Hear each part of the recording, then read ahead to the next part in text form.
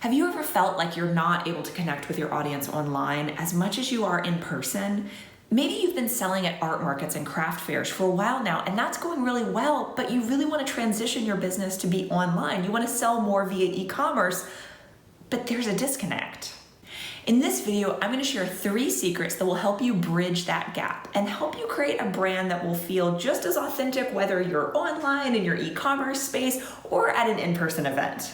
Hi, this is Badass Creatives, and I'm Mallory Whitfield, your marketing mentor for artists and creatives who want to sell more handmade products and do so in a way that feels authentic and sustainable and doesn't lead to burnout. I spent a decade selling my own handmade products at art markets and craft fairs and online. And since then, I've transitioned to a full-time career in digital marketing, and I've taught hundreds of makers and artists.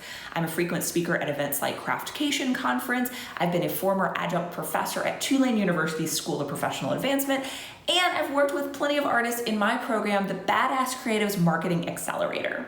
Okay, so let's get into it. You wanna hear the 3 secrets for creating an authentic brand both online and off? Number 1 is storytelling. You want to make sure that your online self is representative of who you are as a maker and artist, just as much as if somebody met you at an in-person art market or craft fair. And one of the best ways to do this is with your About page on your website. Especially as artists and independent makers, the About page is one of the most important pages of your website, and it really needs to tell the story of who you are and what you do and why you do it.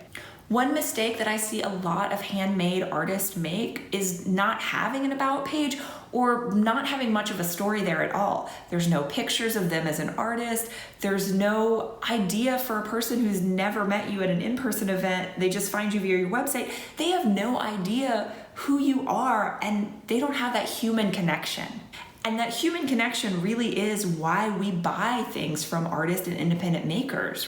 A lot of people are willing to spend a little bit more money to support an independent artist or maker, but that's because we see them as the individual creator. We know that it's not just coming from some nameless factory on the other side of the world, and therefore we need our About page on our website to really help bridge that gap, to help tell that story about who we are. So for handmade business owners, I highly recommend spending some time to really flesh out your About page and make sure that you have photos of you, and preferably photos of you in a studio setting or in a setting where you can be seen making the products that you sell. You can also use your About page to talk a little bit about why you got started making things, why you created your handmade business. You can also share some behind the scenes information about how you make the products themselves.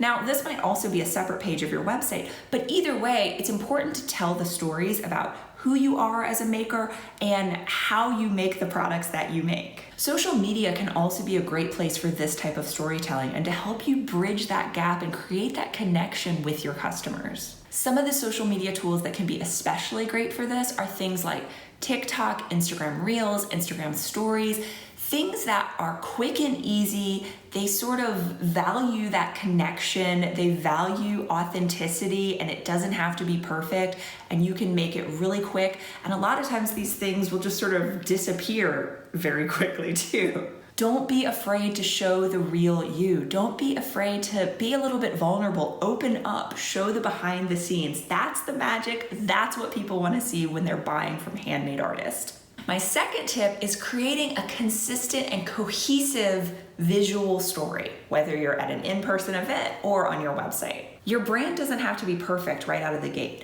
but there should be some level of consistency and some things that signal to your ideal customer that you are for them and that they are for you. Say that you sell products like tie-dyed clothing. It's got that hippie vibe. Maybe you often sell at music festivals and funky events like that, right? So your ideal customer probably has a little bit of a boho vibe. They're not stuffy, they're not preppy. If your products and your brand have that hippie bohemian vibe, you want your craft show booth to reflect that, and it's full of your tie-dyed products, so it probably will. But you also want your website and your social media presence and everything else you do online to represent that vibe as well. One simple way to start creating consistency is through a color palette. or an anti-color palette if you really like all the colors under the rainbow. You can create a color palette of specific colors that you tend to use both in your products, in your packaging, in your craft show booth, and in your website. And that can start to create some real consistency and cohesion between everything that you do, whether it's in person or online. If you don't have a color palette for your brand yet, or you're really struggling with that, you're like, I like all of the colors, I'm a creative person and I love all of the things. Yeah, I understand. You can also create an anti-color palette. I realized the value of an anti-color palette a long time ago when it came to my wardrobe. So I really love blacks and grays as neutral colors, and I also love deep saturated colors. Not a big fan of earthy neutrals like browns and tans, at least when I wear them. They're great for other people, they're just not for me. I realized that whenever I would buy something that was khaki or tan or brown, it would just sit in the back of my closet and I would never wear it. So I decided for myself that part of my anti-color palette was all of those earthy browns and tans and things. I just don't buy them because I don't wear them. And even that one simple decision made it a lot easier to buy clothes that I do love and wear. So you can do something similar with your brand. You can say, I really don't like pinks. And so pinks are immediately eliminated from any products you make, any packaging decisions, any website design decisions.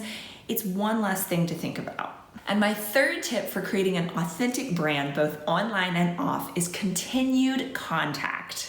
So you've made a great connection with people at in-person events. You're selling them products, you're connecting, they're responding and telling you how much they like this product or that.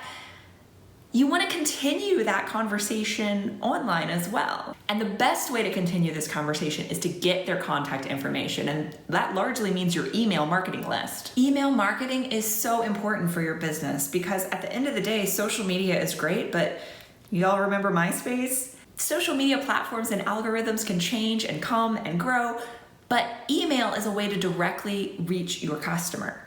And doing craft shows and collecting the email addresses and contact information of your customers there is one of the best ways to grow your email marketing list.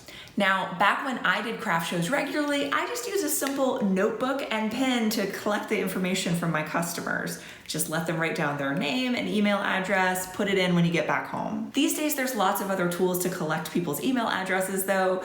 There are apps, you can use an iPad to sign up, you can use QR codes. Whatever works for you and your business, it doesn't really matter. It's just important that you collect their information. Now, once you've got their contact information, you want to make sure to continue to communicate. Send out an email at least once a month or so, just to let them know what's going on in your business, new products, events that you have coming up. And you also want to remember that communication is a two-way street.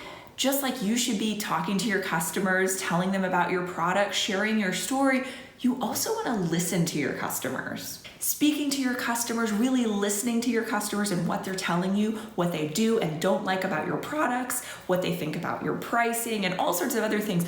Those can lead to insights that can help all of your future marketing efforts and help your business really grow. Pay attention to the types of people that end up being your best customers, and pay attention to the people that really don't feel like they're a good fit for you. So, to recap, we had storytelling, cohesive visuals, and continued contact. I'd love to know in the comments below, which of these resonated the most for you? Is there one that you've already been doing that's working really well for you? Is there one that you know, that's the one that I need to work on more? I'll be putting out new videos each week, so be sure to subscribe and let me know in the comments, what do you want to see more of? What marketing topics are really things that you're trying to understand that just don't make sense to you? I would love to help.